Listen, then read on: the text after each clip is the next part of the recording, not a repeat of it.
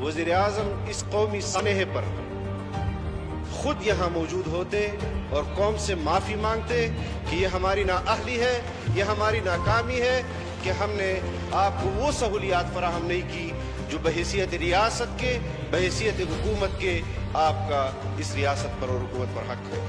रिवायती अंदाज से आज भी जवाब दिए गए। इलेक्शन हारे जाते हैं तो वोटर चाहे, अगर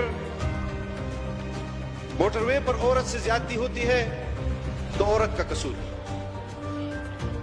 अगर सियालकोट में बंदे को जलाया जाता है तो जलने वाले का कसूर, अगर महंगाई होती है तो फिर गिनवाया जाता है कि फलां मुल्क भी हमसे महंगा है, फलां मुल्क भी हमसे महंगा है, फलां मुल्क भी हमसे महंगा है।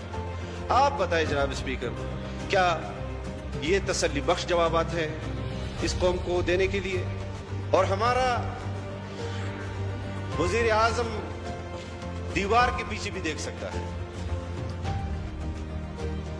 तो ये वाकया तो 1-1.5 घंटे या 2 घंटों के फासले पर आपसे हुआ है।